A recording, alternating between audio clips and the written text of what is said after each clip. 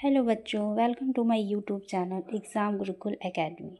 तो चलिए आज स्टार्ट करते हैं क्लास 9 हिस्ट्री चैप्टर 5। उसमें से आधुनिक विश्व के चारवाहे। आज जानेंगे हम लोग आधुनिक विश्व के चारवाहे के बारे में। चारवाहे क्या होते हैं? सबसे पहले देखते हैं घुमंतू चारवाहे। जो घुमंतू ऐसे लोग होते हैं जो किसी एक जगह टिक कर नहीं रहते, बल्कि रोजी रोटी के जुगाड़ में यहाँ से वहाँ घूमते रहते हैं। उन्हें घुमंतू कहते हैं। जैसे घुमंतू किसी एक स्थान पर नहीं रहते, वे स्थान परिवर्तन करते रहते हैं, अपनी रोजी रोटी के जुगाड़ में रहते हैं, जिससे उन्हें एक जगह स्थिर नहीं रहते। उन्हें घुमंतू कहते हैं। और देश में कई हिस्सों में घुमंतू चारवाहों पाए जाते हैं जो अपने जानवरों को साथ आते जाते रहते हैं। देश के कई हिस्सों में घुमंतू चारवाहे रहते हैं जो अपने जानवरों को लेकर अपने चारवाहों की खोज के लिए एक स्थान से दूसरे स्थान जाते हैं। चारवाहों को किसी टोली के पास भेड़ बकरियां या रेवड़ या झुंड होता है, तो किसी के पास ऊँट या अन्य मवेशी। चारवाहे जितने भी चारवाहों के अलग अलग समुदाय रहता है, जिनके पास अलग अलग मवेशी रहते हैं, भेड़ बकरी ऊँट इत्यादि। ये सभी अपने मवेशियों को एक स्थान से दूसरे स्थान ले जाते हैं। अगला देखते हैं घुमंतू चारवाहे और उनकी आवाजाही। घुमंतू चारवाहे क्या है और उनकी आवाजाही में क्या परिवर्तन हुए। सबसे पहले देखते हैं पहाड़ों में घुमंतू चारवाहे और उनकी आवाजाही की स्थिति क्या है। पहाड़ों में सबसे पहले जम्मू और कश्मीर के गुज्जर बकरवाल समुदाय के लोग भेड़ बकरियों बड़े बड़े रेपड़ रखते हैं। जम्मू कश्मीर के गुज्जर समुदाय जो बड़े बड़े भेड़ बकरियां और रेवत रखते हैं, और हिमाचल प्रदेश के गद्दी समुदाय, जम्मू कश्मीर के गुज्जर समुदाय और हिमाचल प्रदेश के गद्दी समुदाय अपने मवेशियों के लिए चारवाहों की तलाश में भटकते रहते हैं और 19वीं सदी से यहाँ आए। जो मवेशियों की चारवाहों के लिए तलाश में भटकते भटकते 19वीं सदी में यहाँ आ पहुँचे हैं। ये लोग मौसम के उतार चढ़ाव का सामना करने के लिए सर्दी गर्मी के हिसाब से अपनी जगह बदलते हैं। ये लोग जैसे मौसम होता है, अपने मौसम के हिसाब से जगह को चेंज करते हैं। जाड़ों में जब ऊंची पहाड़ियाँ बर्फ़ से ढक जाती है, तो वे शिवालिक के नीचे पहाड़ों में अपनी मवेशियों को झाड़ियों में चराते हुए जाड़ा बिताते हैं।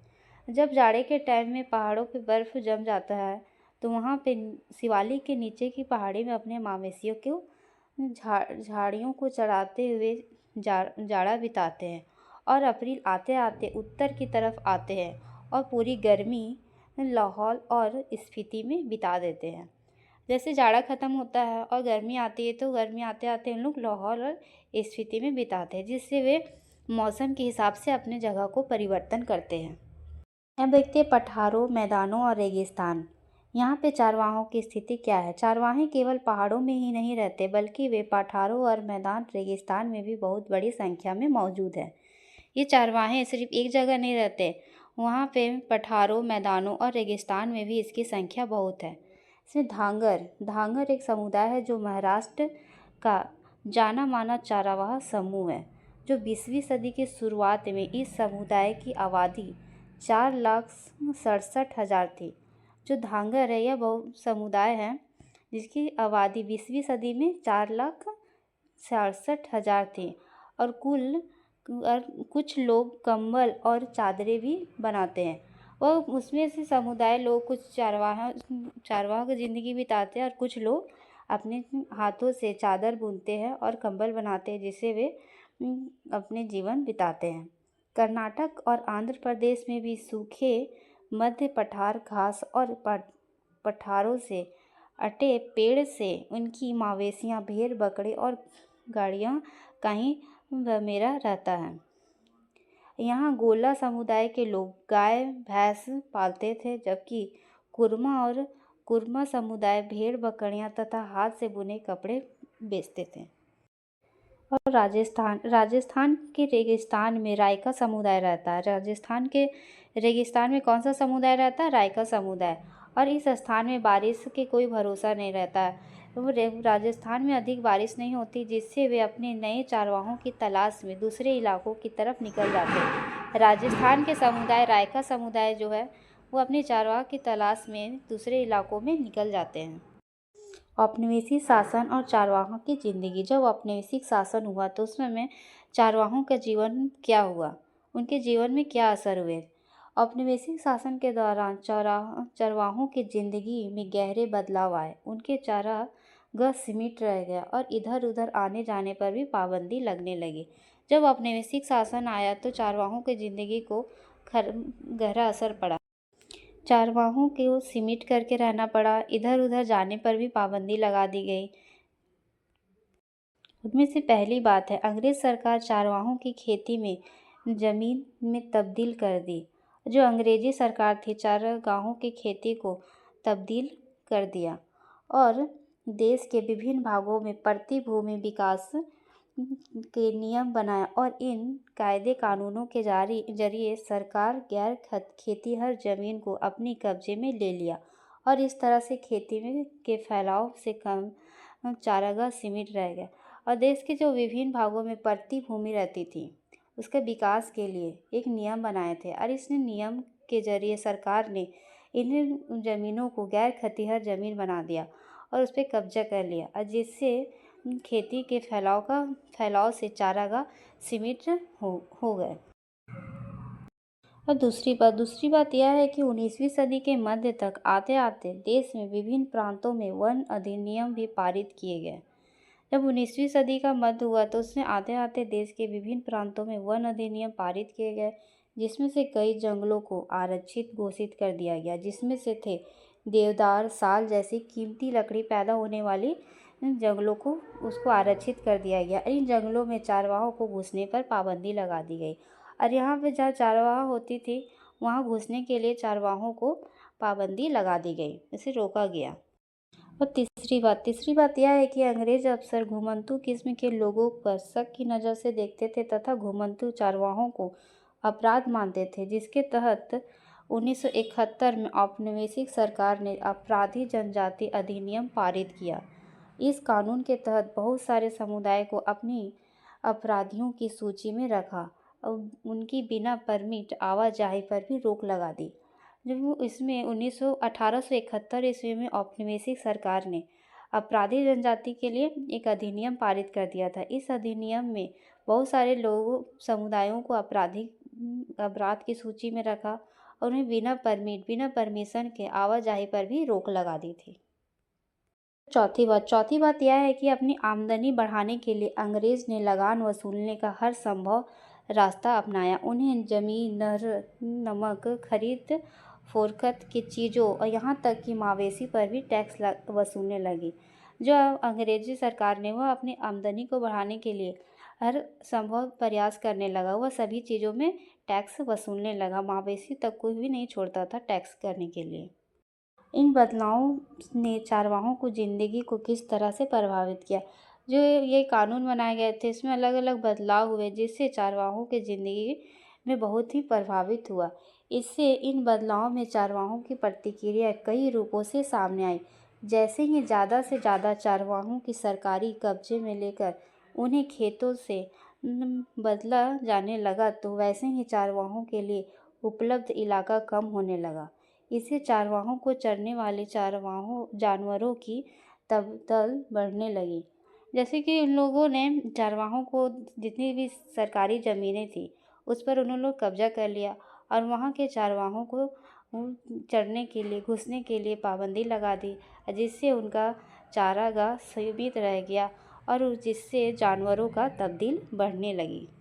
अब चारवाहों ने इन बदलावों का सामना कैसे किया, इससे तो वे प्रभावित हो गए थे और उससे सामना करने के लिए उन्होंने कुछ चारवाहों ने तो अपने जानवरों की संख्या कम कर दी। वहाँ चारागाह के लिए कुछ साधन नहीं था, ज़मीनें सीमित कर दी गई थी, आवाजाही पर बंदी लगा दी गई, जिससे कुछ चारवाहों ने अपने जानवरों की संख्या ही कम कर दी और बहुत सारे चारवाह ने एक जगह बसकर रहने लगे और कुछ खेती करने लगे और कुछ ने तो व्यापार शुरू कर दिया। जबकि जिन चारवाहों के पास ज़्यादा पैसा नहीं थे वे ब्याज पर पैसा लेकर दिन काटने लगे। चारवाहों की ज़िंदगी में बहुत बड़े बदलाव का सामना करना पड़ा, उनकी ज़िंदगी में बहुत कठिनाई आई। वे अपने काम को छोड़ के अन्य काम में लग गए। अफ्रीका में चारावाह जीवन। अब देखते हैं अफ्रीका में चारावाह जीवन कैसा था। अफ्रीका में दुनिया की आधी से ज़्यादा चारावाह आबादी रहती थी। आज भी अफ्रीका में लगभग 2.25 करोड़ लोग रोजी रोटी के लिए किसी न किसी तरह से चारवाही गतिविधि पर ही आश्रित हैं। अफ्रीका में अधिकतर लोग आधा से ज़्यादा लोग चारावाह जिंदगी बिताते हैं, जिससे उन्हें अपना रोजी रोटी चलता है, जिसमें से बेदू रोइस, बरबोस, मसाई, सोमाली, बेरान और तुर्काना जैसे समुदाय रहती है। ये सभी समुदाय अफ्रीका में रहते हैं। इनमें से अधिकतर लोग अर्ध शुष्क घास के मैदानों और शुष्क रेगिस्तान में रहते हैं। ये लोग ऊँट, मवेशी, बकरी, भेड़ और गधे पालते हैं और दूध, मांस, जानवरों की खाल से ऊन बेचकर अपना गुजारा करते हैं। ये सभी समुदाय सब अलग अलग कामों करती है। ये सभी चारावाह जीवन से ही अपना गुजारा करती हैं। देखते चारावाहों का क्या हुआ। औपनिवेशिक शासन के बाद चारावाहों का जीवन में क्या हुआ। मवेशियों की सबसे बड़ी समस्या यह रही है कि उनके चारावाह दिनों दिन सीमित होते जा रहे थे। जो वहाँ के जो समुदाय थे उनकी सबसे बड़ी यही समस्या रह गई थी, जिनका चारागाह दिनों दिन कम होते जा रहा था। 19वीं सदी के आखिरी में यूरोप में साम्राज्यवादी ताकतों ने अफ्रीका में कब्जा करने के लिए मार काट शुरू कर दी और बहुत सारे इलाकों में छोटे छोटे उपनिवेशों में तब्दील करने के लिए अपने अपने कब्जे में ले लिया। 19वीं सदी तक आखिरी में आते आते साम्राज्यवादी ने अफ्रीका में कब्जा कर लिया और छोटे छोटे उपनिवेशों में तब्दील करके अपने कब्जे में ले लिया। अंग्रेज के आने से पहले मसाई आर्थिक और राजनीतिक दोनों स्तर पर अपने भी किसान पड़ोसी पर भारी पड़ते थे। जब अंग्रेज नहीं आया था, वहाँ के मसाई जो बहुत मजबूत थे और किसान अपने पड़ोसी किसानों पर भारी पड़ते थे। लेकिन औपनिवेशिक शासन के अंत तक आते आते यह समीकरण बिल्कुल उल्टा हो गया। जो दूसरे पर भारी पड़ते थे, अब उन्हीं को दूसरे पर आश्रित होना पड़ा था। सब पर एक जैसा असर नहीं पड़ा। देखते हैं उपनिवेशिक काल में अफ्रीका में बाकी स्थानों की तरह मसाई लैंड में भी आए। अफ्रीका में सभी स्थान पे आए, इसी तरह मसाई लैंड में भी आए कुछ बदलाव, जिससे चारावाहों पर एक जैसा असर नहीं पड़ा। उपनिवेश बनने से पहले मसाई समाज 2 सामाजिक श्रेणियों में बटा हुआ था। इससे पहले मसाई समुदाय 2 श्रेणी में बटा था। पहला था वरिष्ठ जन और दूसरा था योद्धा। वरिष्ठ जन जिसे एल्डर्स कहते थे, योद्धा जैसे वॉरियर्स कहा गया। अब वरिष्ठ जन शासन चलाते थे। जो वरिष्ठ जन थे वे शासन चलाते थे, समुदाय से जुड़े मामलों पर विचार विमर्श करते थे और अहम फैसले लेने के लिए भी समय समय पर सभा करते थे। और योद्धाओं में ज़्यादातर नौजवान थे। जो योद्धा करते थे ये युवा होते थे। उन्हें मुख्य रूप से लड़ाई लड़ने और कबीले के हिफाजत करने के लिए तैयार किया जाता था। योद्धाओं को योद्धा समुदाय की रक्षा करते थे और वे दूसरे कबीलों से मवेशी छीन कर लाते थे। जो योद्धा थे वे दूसरे कबीलों से मवेशी छीन कर लाते थे। जहाँ जानवरों की संपत्ति थी, वहाँ चारवाहा जीवन में तो जानवर ही संपत्ति थी। वहाँ हमला करके दूसरों का जानवर छीन लेते थे। यह एक महत्वपूर्ण काम होता था, जिसे योद्धा की बहादुरी प्रदर्शित करने का एक मर्दानगी साबित कर देते थे।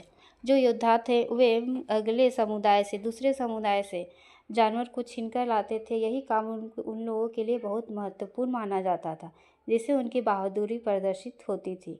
और जैसे जैसे समय बीता, औपनिवेशिक सरकार द्वारा नियुक्त किए गए मुखिया माल इकट्ठा करने लगे और उनके पास नियुक्त आमदनी थी। वे जानवर, साजो सामान और जमीन खरीद सकते थे। जो चारवाहे सिर्फ अपने जानवरों के सहारे जिंदगी बसर करते थे, उनकी हालात अलग थी। और युद्ध और अकाल के दौरान उनका सब कुछ खत्म होता गया। अब उनके काम की तलाश में आसपास शहरों में शरण लेनी पड़ी। और जितने भी जो चरवाहे पास पैसे नहीं थे, वे अलग अलग काम करने लगे और जो कुछ ब्याज लेकर अपना जीवन बिताने लगे। ये सभी कारणों से चारवाहा समुदाय को बहुत ही मुश्किलों का सामना करना पड़ा। और यहाँ समाप्त हो जाता है चैप्टर 5। आधुनिक विश्व में चारवाहे की ज़िंदगी कैसे है वह बताया गया है। और सेशन अच्छा लगा हो तो लाइक करें एंड सब्सक्राइब करें।